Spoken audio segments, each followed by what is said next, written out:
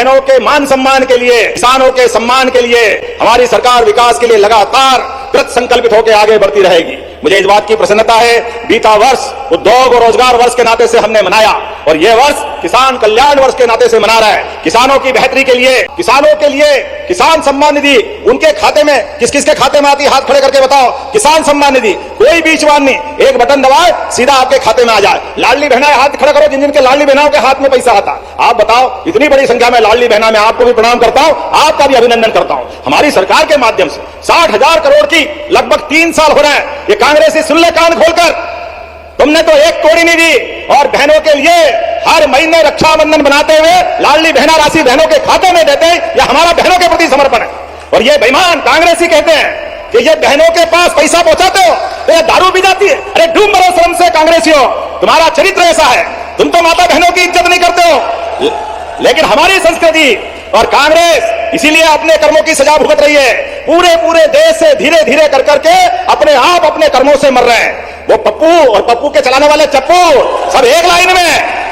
जिस दौर में आज यशस्वी प्रधानमंत्री का पराक्रम का विजय रथ आगे बढ़ रहा है, जब पूरा देश विकास की दौड़ में आगे बढ़ रहा है, ऐसे में नौसिखियों के हाथ में उन्होंने अपनी पार्टी की कमान दी है।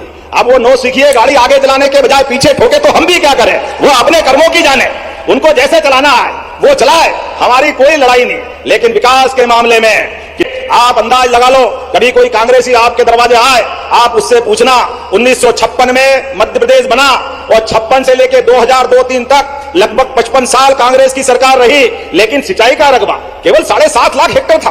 किसानों की आप अंदाज लगा लो, किसानों को आप बिजली, पानी, सड़क कुछ नहीं दे रहे थे। वो बंटाधार सरकार को याद करो। आज हमारे लिए अंदाज लगा लो, 2002-3 के बाद हमारी सरकार, साध्वी उमा भारती, बाबूलाल जी गौर, शिवराज सिंह जी चौहान और हमारी सरकार में जब हमने सरकार बनाई तब 44 लाख हेक्टेयर तक सिंचाई का रकबा बढ़ा और आज वो 65 लाख हेक्टेयर तक सिंचाई का रकबा हुआ है। ये काम करने का तरीका है। और आने वाले समय में लाडली बहनों के लिए सबसे बड़ी खुशखबरी है, शिवराज के द्वारा सभी लाडली बहनों के खाते में डाला जाएगा और ये उपहार उनके बैंक अकाउंट में ही डाला जाएगा। और शिवराज के द्वारा यहाँ पे वचन दिया गया है, लाडली बहना तीसरा चरण को लेकर जिन जिन बहनों ने इंतजार कर रही थी उनके आवेदन शुरू हो जाएंगे। तो 21 साल से बहनों को 20 लाख लाडली बहनों को जोड़ा जाएगा और लाडली आवास का जिन जिन लोगों ने फॉर्म भरा था उनकी पहली किस्त भी उनके खाते में डाली जाएगी। जब हमारी सरकार का 5 साल का समय पूरा होगा, ये 1 करोड़ लाख हेक्टेयर तक होने वाला है, 100 लाख हेक्टेयर तक। ये हमारा सरकार का काम करने का तरीका। किसानों के लिए भी गेहूं जो 1956 में 90-95 रुपए कुंटल मिलता था, 2002-3 तक 55 साल तक केवल गेहूं 400-350 रुपए कुंटल ही भाव बढ़ाया। कांग्रेस के लिए हमने बहुत विकास करा। अरे किसानों, आप पूछना कि भाई 55 साल तुम्हारी सरकार रही,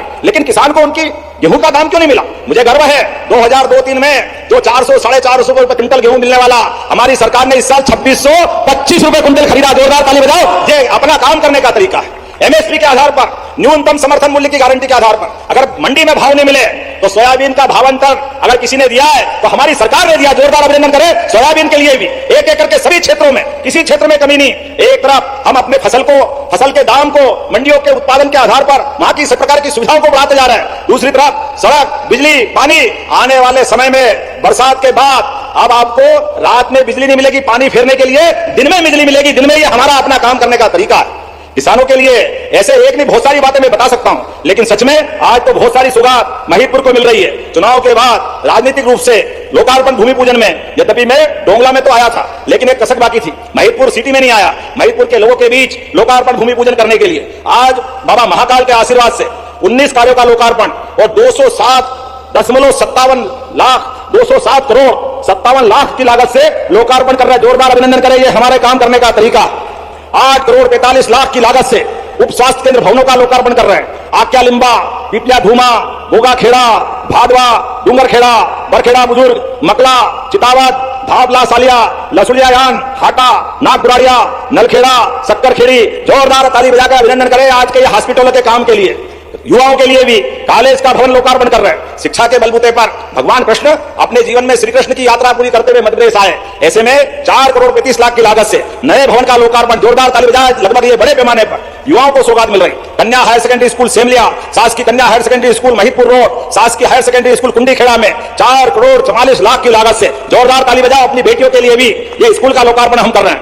और सामाकोटा में नया बांध लगभग 188 करोड़ 42 लाख, अब 190 करोड़ हो गए। जोरदार ताली बजाओ। ये बड़ा डेम किसानों के लिए, किसान कल्याणकारी के। इसवी योजना के माध्यम से लगभग 60,000 करोड़ की धनराशि बहनों के खाते में जा रही। बहनों के लिए किसी हालत में 15 तारीख के बाद का मौका नहीं आता है। बिना किए भाई आपके खाते में पैसे पहुंचाते, ये भाजपाइयों का अपना चरित्र। जोरदार अभिनंदन करें हमारी सरकार के लिए, जो कहते वो करके दिखाते।